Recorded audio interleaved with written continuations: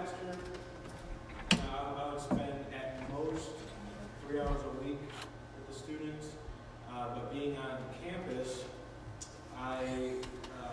some of them come in during hall passing, or I have access to them 7 hours a day, 5 days a week, instead of just 3 hours a week.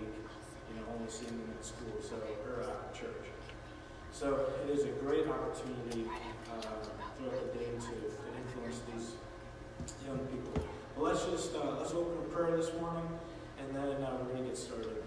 Dear Heavenly Father, God, I just want to calm our spirits, Lord, and that song just really struck me this morning.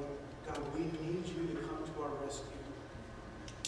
Lord, some of us, we have nice houses and we have nice cars, but God, we are hurting on the inside. We're lost.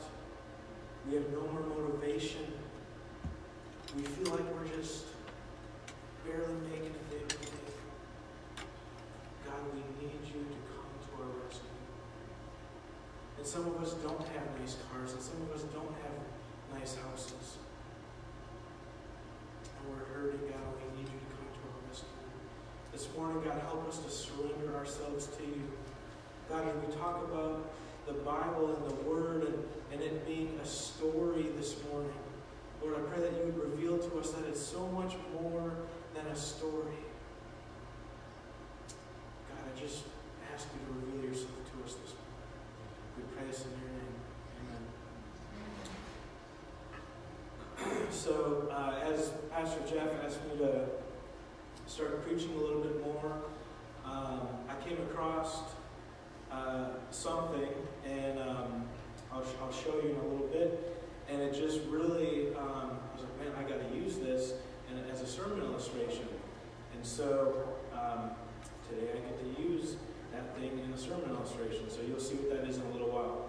But I brought some Bibles with me this morning, and I have the Archaeological Study Bible. I have a couple different versions of Bibles, and maybe a couple of you can relate with me. But when I was in college, the Bible, because I was using it in all my classes, I was studying it as homework after my classes. I was talking about it with my friends because I knew I had a test coming up, or I had this project I was working on. And the Bible became almost like a textbook to me. And it has great stories in it, but it was like I was reading it so often that it was like I didn't look at it anymore maybe as the Holy Bible, but it more of like a textbook. And maybe you've fallen into that trap before, but this morning I want to take us on a little journey.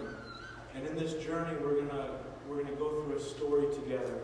And the Bible has, don't get me wrong, there are some great stories in the Bible. Like, can you imagine being on the shore line when a big fish swam up and spewed out a person out of its mouth? Can you imagine standing on that shoreline? And then after the man cleaned himself off and maybe got a drink of water, hearing his story of saying, yes, my God told me I needed to go to Nineveh, but I decided to get a boat going the other direction, and the men threw me overboard, and I was going to die because of the waves, and I couldn't catch my breath until this big fish swallowed me up and swam me over here and spit me out on the shore. Can you imagine being there during that time? Can you imagine being in the time of Noah and you've never experienced rain before? A lot of commentary say that it had never rained before because the earth permeated moisture. But so, anyways, never experiencing rain, and here this guy is building a structure, and maybe they didn't even know what the word boat was. I don't know, because it never rained, so I don't know. Well, they did know what boats were because they went fishing. Okay, scratch that. Rewind. Okay, so this guy is building this big boat, but it's a bigger boat than they've ever seen before. And they're like, no, why are you building this big boat? And he's like, well, my God told me that it's going to rain. I'm like, rain? What's rain? And it's going to flood, and the only people that are going to survive are the people that go on this boat. And they're like, all right, he's got a couple screws loose. All right? Can you imagine being there during that time? Can you imagine being in the crowd of people that Jesus was speaking to, and there was a blind man that was blind from birth, and Jesus hawked up a big loogie, spit it in the dirt, and then picked up the mud and wiped it on the guy's eyes? Can you imagine that? Like, nowadays I think, stop, like that person's making fun of that person, or stop it, you're being cruel to that person. But can you imagine being in the crowd, watching this man called Jesus spit and then take the mud and rub it on his eyes, and then after that, the man could see for the first time in his life? Can you imagine being there to witness that? Can you imagine being in a Bible study in your house, and then there's you hear this loud noise, banging and clashing and walking on the roof, and all of a sudden the ceiling starts to fall down, and you see these guys making a huge hole in the roof of your home. Can you imagine what your reaction would be? And they don't stop, and they keep making this hole in the ceiling to the point where it's big enough that they start lowering a man down. And then the man is lame. Not lame like boring, but lame as in paralyzed. And see, with the teenagers, I have to clarify these things, but so forgive me. Like lame, okay. But can you imagine being in this house and seeing a hole being tore in your roof and a man being lowered down, and then Jesus tells him, go, your sins have been forgiven. And for the first time, that man gets up and walks away. Can you imagine being in the army of Jericho, and for 7 days in a row, you're marching around this fortress of a city, and never before have you fought a war by marching around a city. Okay? And then on the 7th day, Joshua says, all right, blow your trumpets, scream. And you're thinking, don't we need to be like using our swords or something? But no, because God had a plan. But can you imagine being in that army and then seeing this fortress of a city, the walls crumble, and you didn't do anything except follow the directions that God had given Joshua? One more. Can you imagine if you were a fly in the Garden of Eden? Can you imagine being a fly? I don't know if they were named flies back then yet, or if they were annoying back then, as they are now. But can you imagine being a fly, and maybe you're on a tree branch, and you watch day after day, the person of God comes down and walks with Adam through the Garden of Eden. And you see this relationship that they have. And you saw Adam naming all the animals, and you saw this. And then you saw this serpent slither up. And you saw the serpent tell Eve, hey, did God really say not to eat from the tree of good and knowledge of good and evil? Or maybe he told you that because he just doesn't want you to become like him. And you're watching this as a fly on the wall. And you see Eve take the bite, and you see Adam take the bite. And you saw, as a fly on the wall, the nature of sin take mankind. There are a lot of great stories in this book. But what I want us to capture this morning, that it is more than just a collection of stories. It is more than just ink on pages. This morning we're going to discover that this is the story. Now I had to clarify something with our English teacher. But when you have several different stories, and they all point to one overarching story, in technical terms, this is called a meta-narrative. Okay? A meta-narrative. It means that all the stories have a connection point. They're all connected together with one common theme. The meta-narrative is Jesus.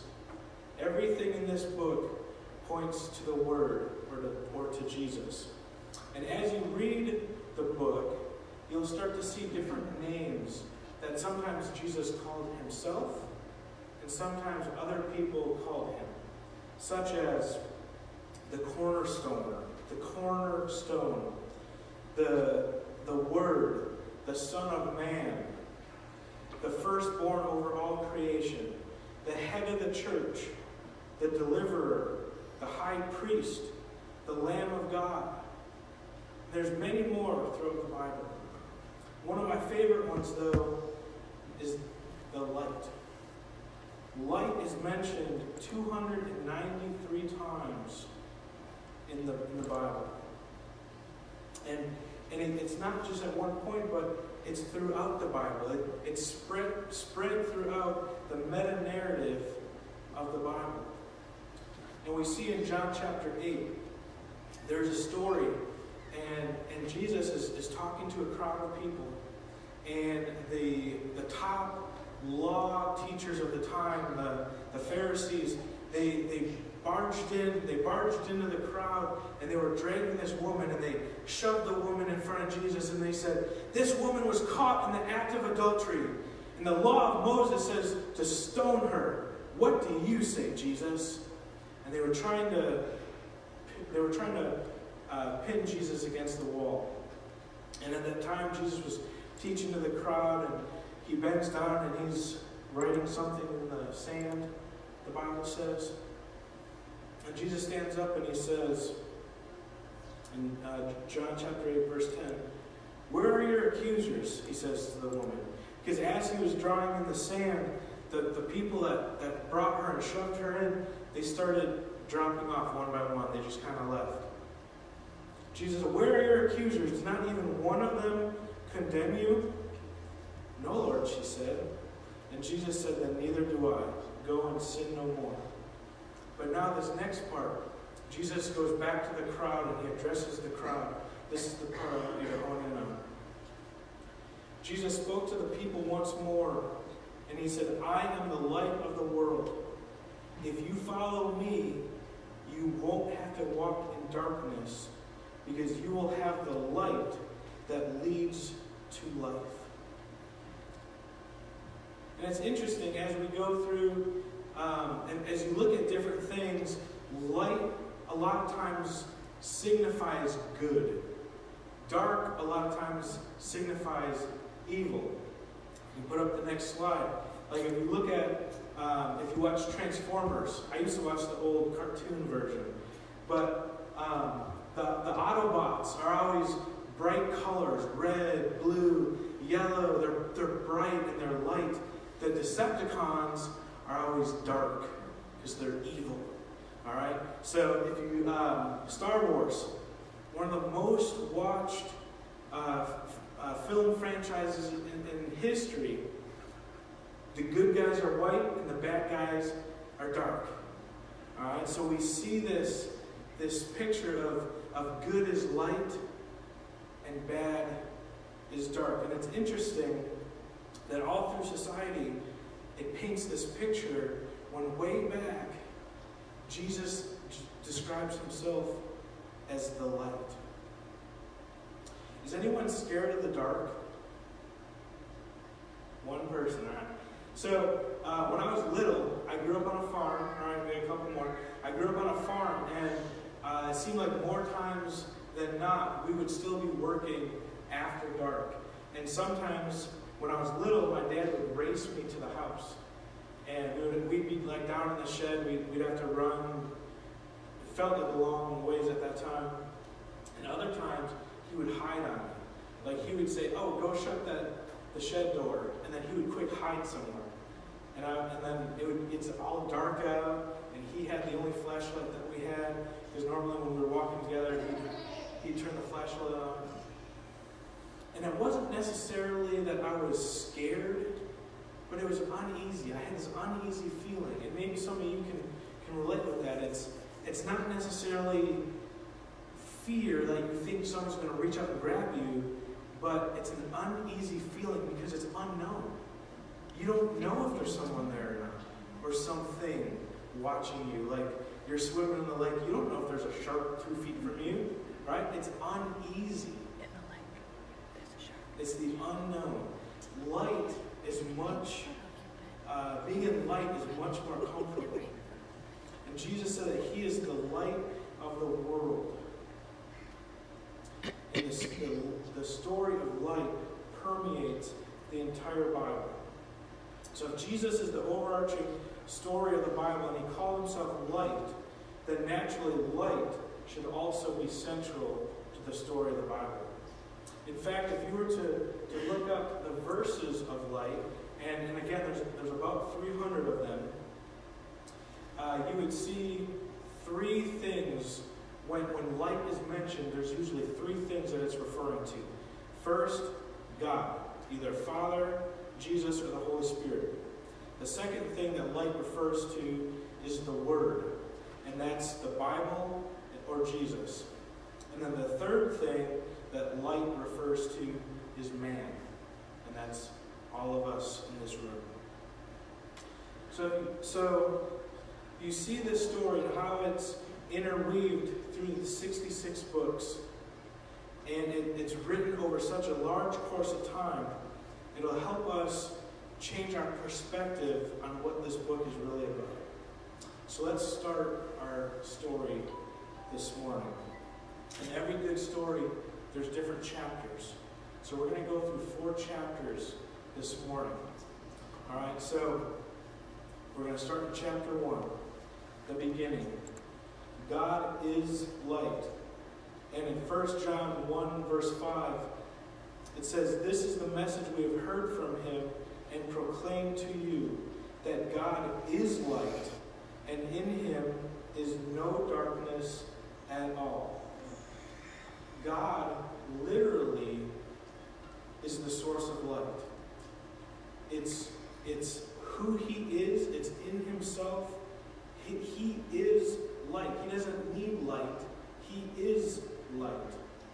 He doesn't need to illuminate anything because He illuminates. We depend on light bulbs outside, or we depend on light bulbs, we depend on the sun outside, the moon at night. God doesn't depend on anything like that. God is the Father of light. In James chapter 1, verse 17, it says, "Every good gift and every perfect gift is from above, coming down from the Father of lights, with whom there is no variation or shadow due to change." See, God He can't cast a shadow because there's no light being pointed on Him. The light, He's permeating light, so there's no shadows. He is the Father of light, which means that He created light. Genesis chapter 1, verses 3 through 5. "And God said, 'Let there be light.' And there was light. And God saw that the light was good, and God separated the light from the darkness. And God called the light day, and the darkness He called night. And there was evening and there was morning, the first day." Later on in the same chapter, God created the lights in the heavens, the moon and the stars and the sun. And imagine for a second when God said, "Let there be light." And light came out of His mouth at 186,000 miles per second. Now, I know some people in this room are pretty quick talkers, but I don't know anyone that can talk at 186,000 miles per second. That's some fast words. But in the beginning of the story, we see that the light story originates from God. He is the source of all light. All right, let's move to chapter 2. Direction. Light is direction. Light guides. In Exodus chapter 13 through chapter 13, verse 21 through 22. And the Lord went before them in a day a pillar of cloud to lead them along the way, and by night in a pillar of fire to give them light, that they may travel by day and night. The pillar of cloud by day and the pillar of fire by night did not depart before the people. Psalm 119, 105, your word is a lamp unto my feet and a light unto my path. Light is the greatest guide you can have. What does every airport have in common?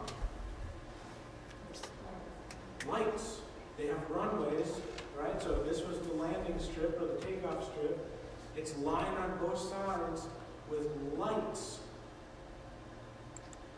So, all right,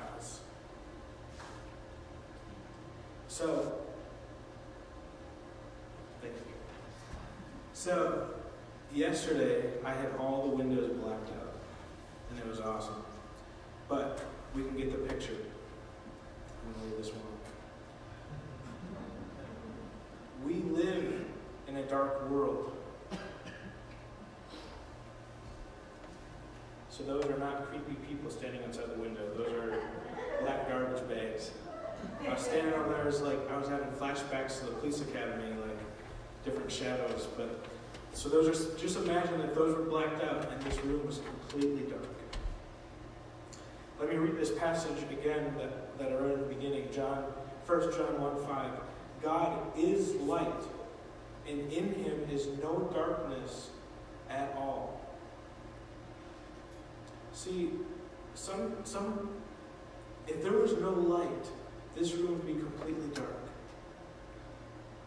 See, dark cannot permeate light, but light can permeate darkness. Okay? The world that we live in is a dark place. And the only way to find your way through this world is by connecting to the light as our guide. All right, chapter 3. Light is near. The light came to us. That light is Jesus. John chapter 1, verses 1 through 5. In the beginning was the Word, and the Word was with God, and the Word was God. He was in the beginning with God. All things were made through him, and without him was not anything made that was made. In him was life, and the life was the light of men. The light shines in the darkness, and the darkness has not overcome it. See, it was dark, and the light came into the darkness. The world is ruled by darkness, but God sent light to shine into the darkness and bring it back to the brightness that it once had. Remember what Jesus said in John chapter 8. For I am the light of the world. If you follow me, you won't have to walk in darkness, because you will have the light that leads to life. See, Jesus came to you to give you the light in the midst of the darkness around you. This world can be a very dark place at times. Your workplace can be a very dark world. Maybe your home can be a very dark place at times because of the consequences of sin. But Jesus came to bring light into your life, which leads us to the final chapter in the story. Chapter 4, light is hope. Light gives us a hope. The kind of hope that we all are looking for in a future. It's what the world is looking for. It's what people want. And it's only found in Jesus, the light of the world. People want a future, and a future that is found in Jesus, the light of the world. God may have created lights to govern the day and the night, but in the future there will be no need for either of those. He is the only light that we will need. Let's see what Revelation chapter 21, verse 23 through 26 says. and the city where God's children will live has no need of sun or moon to shine on it, for the glory of God gives it light. And its lamp is the Lamb. By its light the nations walk, and the kings of the earth will bring their glory into it, and the gates will never be shut by day, and there will be no night there.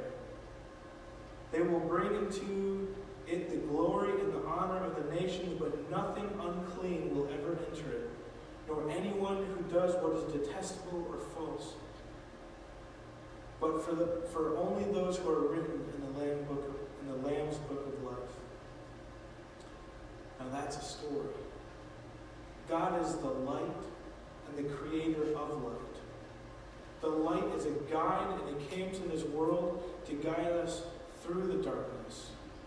God sent his Son to be the light in this dark, so that we can have a hope and a future for all eternity. See, and a good story is more than just a story. A good story should move us. Like, think about maybe like a scary, I know I don't really like scary movies anymore, but you jump, right? Or maybe it's such an emotional movie or story that you cry and your popcorn's all wet because you're crying, all right? But a good story moves you. And God included you in this story. So what do we do with this? What do we do with this book called the Bible? The story of light. Jesus not only said that he was the light of the world, but he said that he was the Word. John 1:1, remember?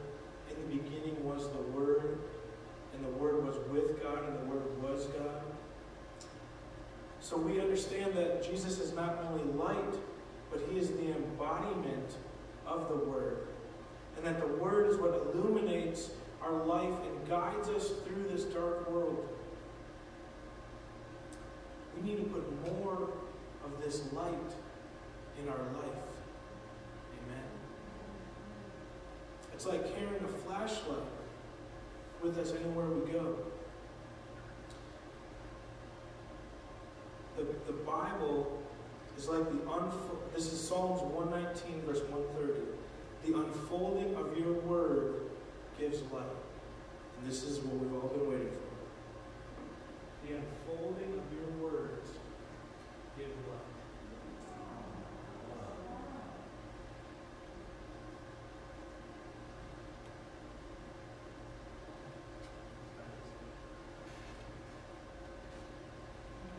What changes colors?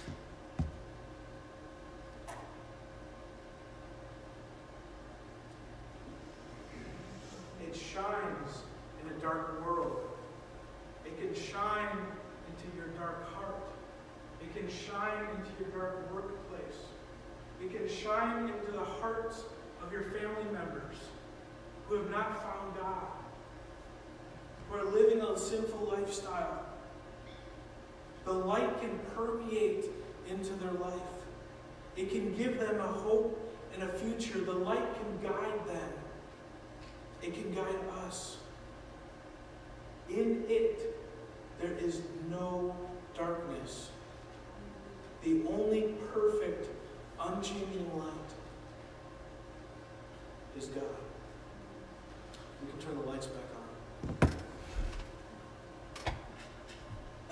Before we wrap up, I want to do two things. One, some of us in this room may not have ever experienced, maybe we've seen the light. Maybe we've seen light from a distance. Or we've seen people that we've crossed paths with that they've had the light. But maybe we've never experienced having the light inside of us. If that's true for you this morning, I want to give you a chance to ask Christ to come into your life. That the light, the life, the Word can be inside you. So that you can be the light in dark places. So let's pray for that. Heavenly Father, Lord, I just pray, Lord, if there's anyone in this room right now, God, that has never accepted you as Christ in their life, Lord, I pray that that person would have the courage to ask you to come into their life right now.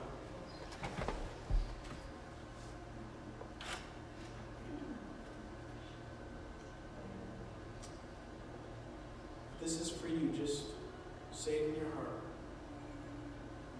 God, I need your help.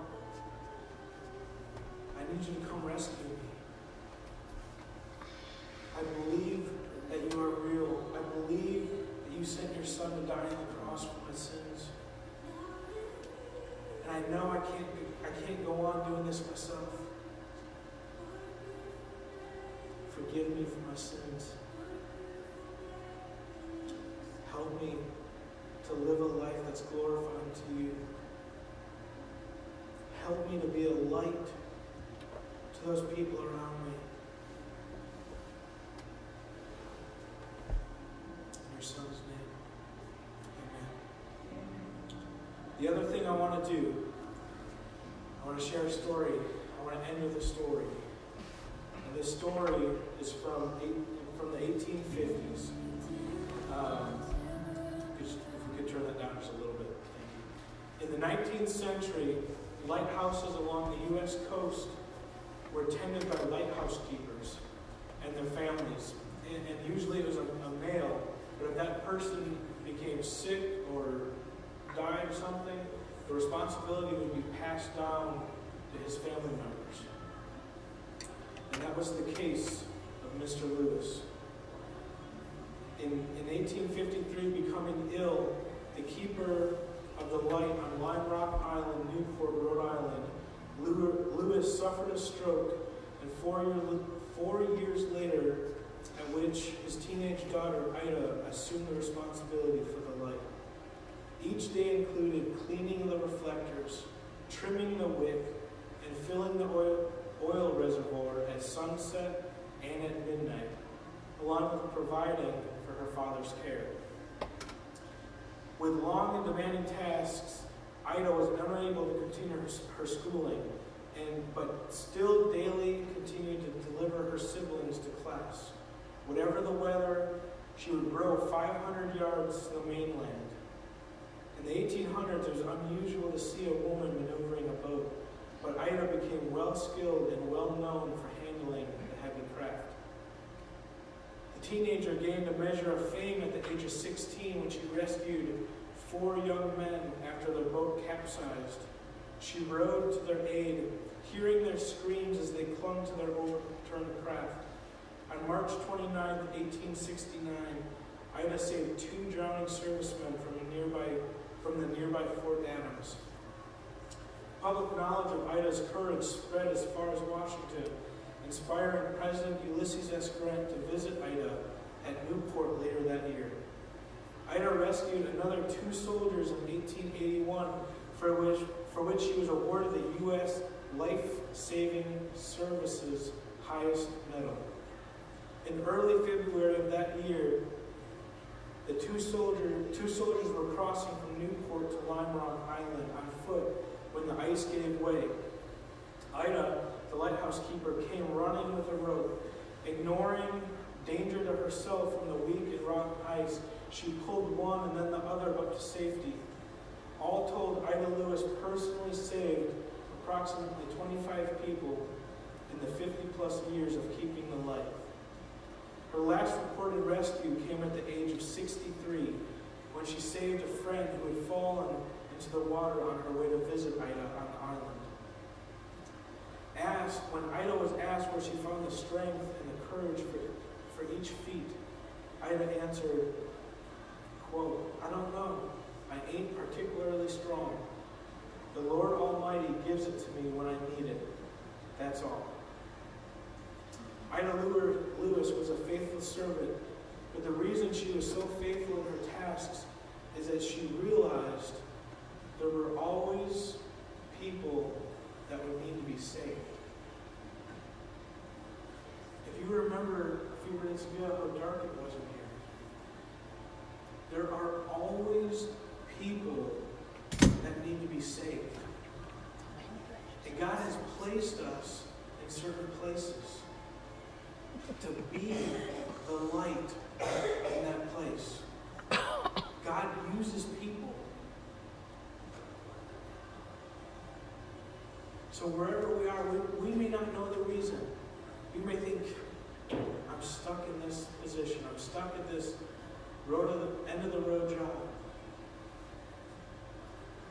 But God could have placed you there to be the light. Because someone in that sphere of influence of yours needs to be saved. So I'm going to give us a chance to respond. And as we respond, just if you want to come up to the altars, that's great. If you want to stay where you're at, that's great. But let's just ask God to just renew our minds, renew our eyes, that we could see where we're at, that we could see who needs saving around us. Maybe our hearts need to be softened. Maybe we've been looking and searching for our own sources of light.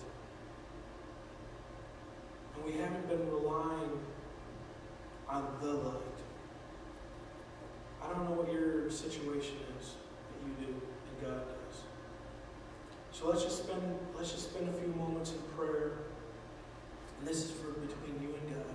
And if you want someone to pray with you, our prayer team would be happy to do that. But let's just spend a moment.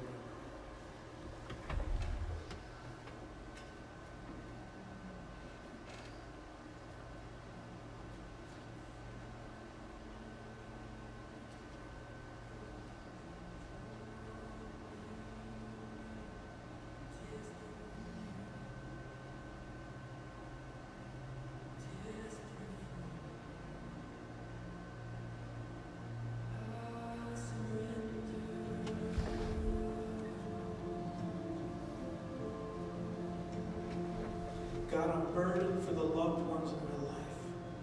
God, that I know do not know the light.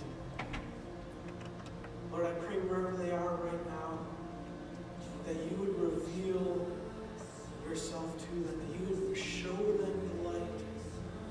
Put someone in their path that would tell them, shape them in some capacity that they would know.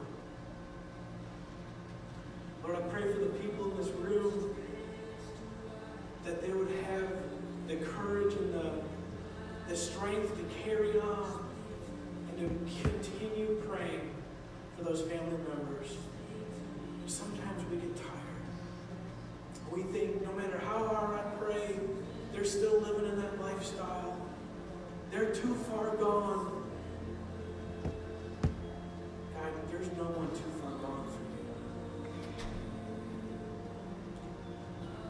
Lord, so I pray for encouragement for the people in this room. I pray that the people in this room would be known for being lights.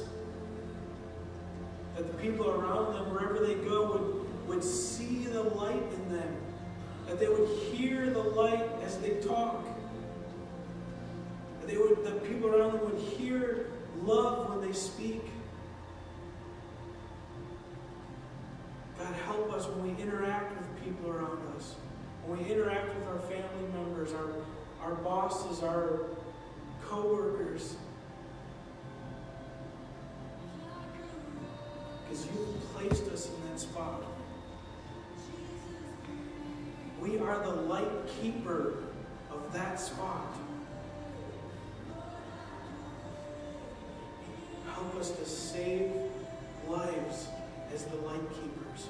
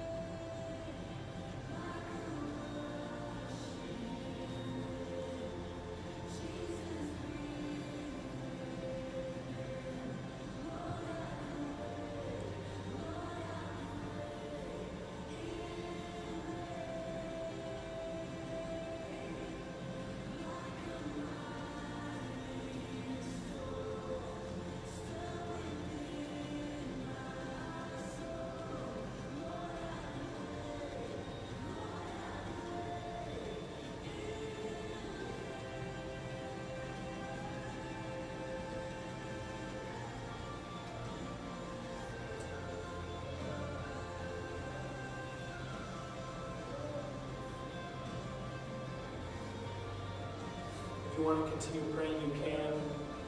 But I want to encourage you as we wrap up this morning. Colossians 1:11-12 tells us, it's a charge. It says, may you be strengthened with all power according to his glorious might, for all endurance and patience, with joy giving thanks to the Father, who has qualified you to share in the inheritance of the saints in the light. So as we go from here this morning, you're saints in light. Go share that this week. Thank you guys for coming here. Dismissed.